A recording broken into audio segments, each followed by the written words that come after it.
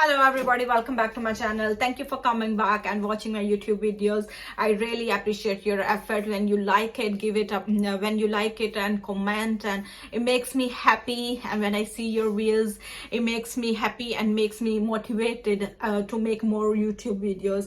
I'm so thankful for that, guys, honestly.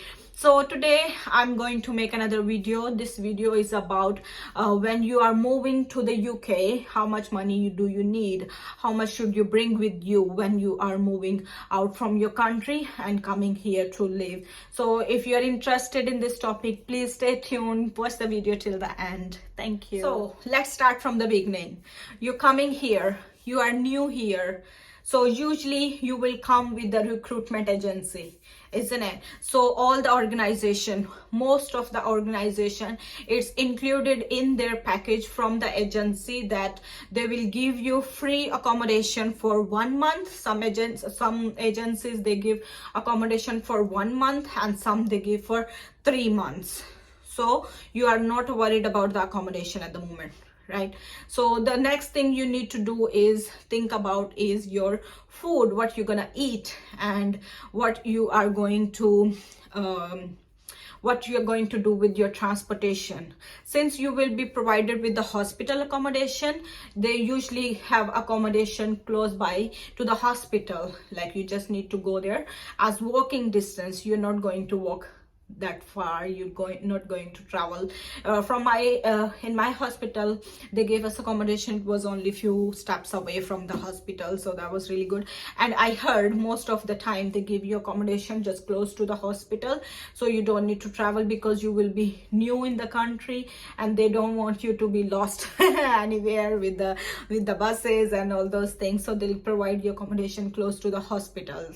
All right, guys, so you're not worried about the accommodation, you're not worried about the travel as well for the first 3 months or first 1 month, right? It's according to your contract or your contract with the agency, what your agency is going to do with you. So the next thing we are going to talk about is food. The only thing you need to worry about at this point is your food, what you're gonna eat and how much you're gonna spend. So for the food, it's not that expensive. Hardly for one person you're gonna spend £200, and that's more than I think I spent, when I was alone here, I would hardly spend like 150, not that much, because one person cooking for one person is not that much, and you're not gonna finish the meal you cook even. So so it's not that much. So groceries are not really expensive. So let's say you are going to spend 200 if you're gonna take it as maximum. If you're gonna order food from outside, you're not gonna cook, so let's say 200 pounds for your food, and accommodation is free, travel is free, so the food only you are worried about, right? So for the food, 200 is enough. The next thing you need to think about is if you are going to get accommodation for 1 month. After 1 month you're gonna change your accommodation. You will be transferring to a new house or a new flat or a sharing flat, wherever is suitable for you. So that is the time when you need to pay your accommodation. You need to pay for your accommodation. Start looking when you are in the hospital accommodation, start looking for the accommodation. And then for single person, if you're living in a shared flat with other girls or with other boys, then you are going to pay maximum 400 or 450. And if they have ensuite, if they have a ensuite or attached washroom with the bedroom, they're gonna charge you like 500 or 550 if you don't want to share your toilet with anybody else, right? So then it's 550 maximum with 1 bedroom and attached washroom. But if it's sharing, it's 450 to 500, in that range for one person. All right, so that will be your accommodation for if you want to live in a shared flat. But for me here, this is my 1 bedroom flat, and excluding the bills in that, if you are living in a sharing flat, the bills are included in that though. So gas, electricity, water, everything is included in that 550. If you're gonna get like sharing flat, 1 bedroom and the attached washroom shared, then 550 maximum. right? So this one is 1-bedroom flat, and I pay 650 excluding the bills. So don't think that it's too cheap. It's on the 2nd floor. I need to climb stairs every day, which makes me very hard which makes it very hard, because it's on the 2nd floor, and then there are too many stairs. We don't have lift, so that's the bad thing about this one. But otherwise it's too big. I think I'll make a video about it, about my flat. You can see the corridor all over here, but my bedroom is so big. You can put, I have one king size bed, and you can put one more king size bed there, and I have a kitchen and living room is together, open living, and it's quite big as well. Maybe it's not very obvious from here, but if I go, okay, I'll show you in the next video. I'll make a video about the house tour. All right, so this one is 1-bedroom flat, guys. We are only 2 in the family at the moment, and for 2 of us it's more than enough. All right, it's more than enough. The only problem I have is stairs. We don't have a lift.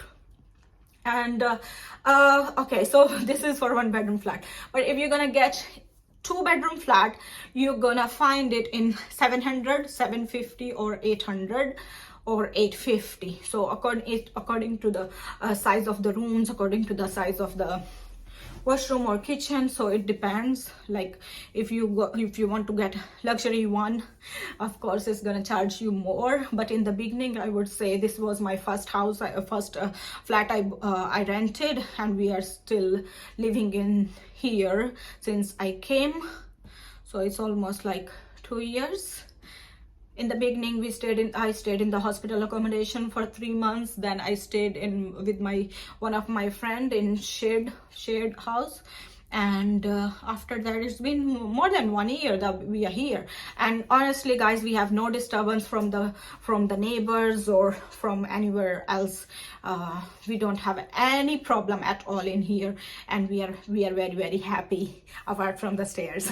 So in the first month, after finishing your accommodation with your hospital, the free accommodation, you're gonna rent a flat. Then you are going to, if you get a flat or a house away from far from the hospital, far from your workplace, of course you are going to pay the transport expense as well, right? So with the NHS, you get a ticket for the bus. Like they pay half and you pay half as well.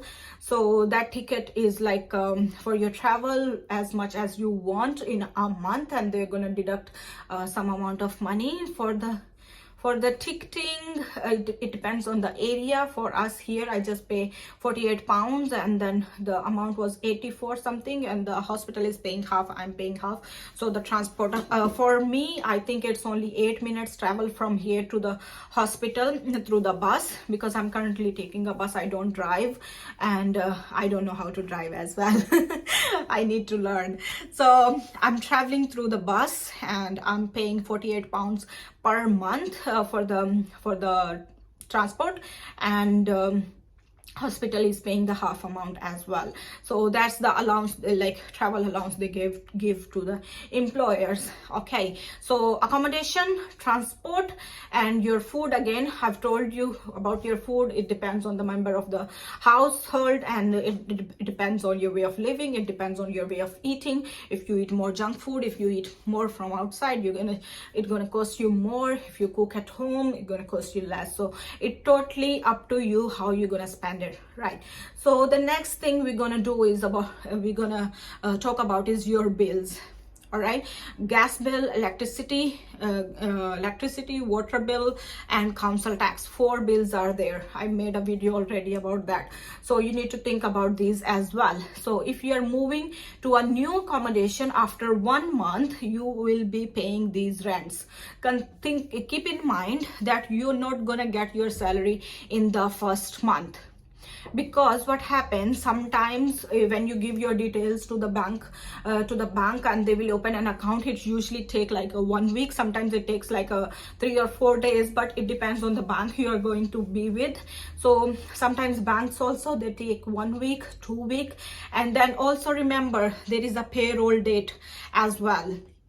So like the cutoff date of the salary is like 25 of June, 25 of 25th of the month, each month. So let's say for June it was 25th, and I apply for a bank account already, but I didn't hear back anything from the bank. So I'm not gonna get for the salary for this month, isn't it? They're gonna transfer the salary only into your bank account. They're not going to give you as cash. So remember that something can happen with the bank account, can be delayed. Public holidays or bank holidays, it can be delayed due to anything, or your documentation or the paperwork that you have submitted, or the letter. When you are there to open a bank account, you need a letter from your HR company saying that this person is going to work in this company, and then this person lives on this address, and they will make a letter. That letter you are going to give it to your bank, then only they will open a bank account, right? So it takes time.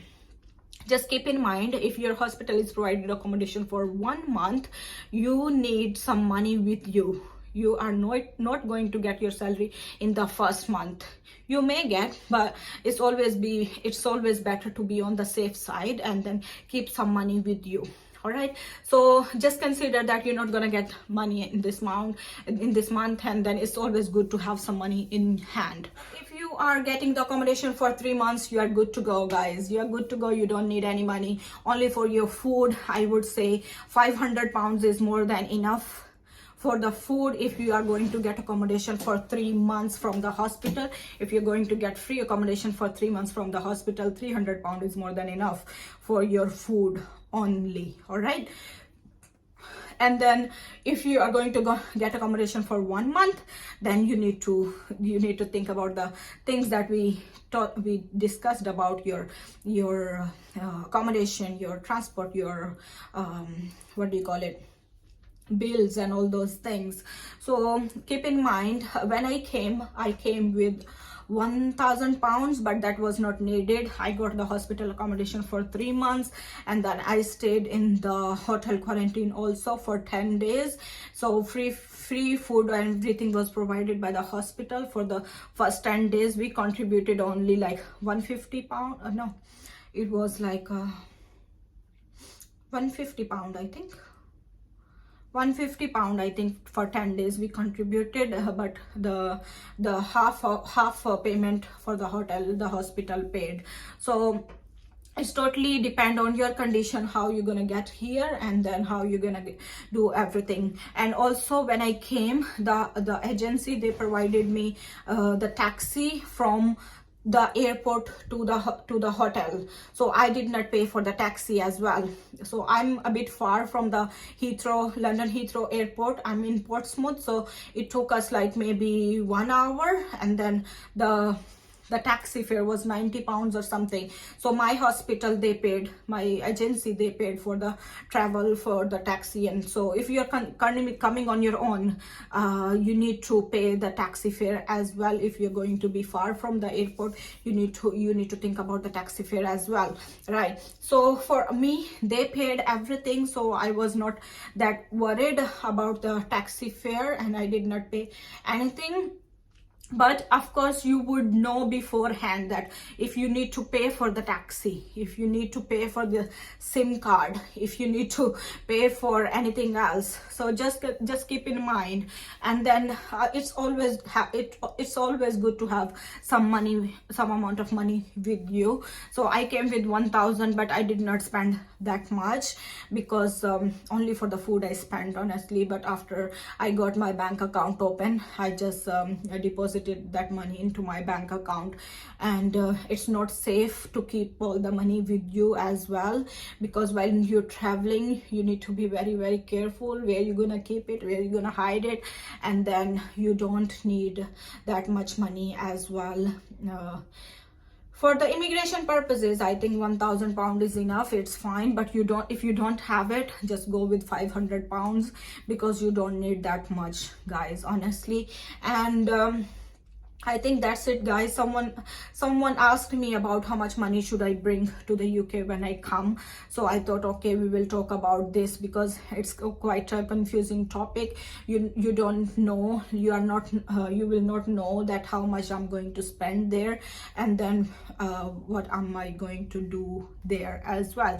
So basically you don't need that much money, but if you are excited and if you just joined the country and the weather is different than you thought, you may need to buy some clothes, you may need to buy some other things or some spices or some sort of like a umbrella or a jacket or something like that. So of course you're gonna spend some money on that as well. So keep in mind what are the things we discussed, and if you have any more question, guys, please do let me know in the comment section. I'll be more than happy to make any video that you ask me to do. All right, guys, thank you so much. And if you like this video, give it a big thumbs up, share it with your friends and colleagues, and then I'll see you soon in the next video. Take care. Bye bye. Bless you.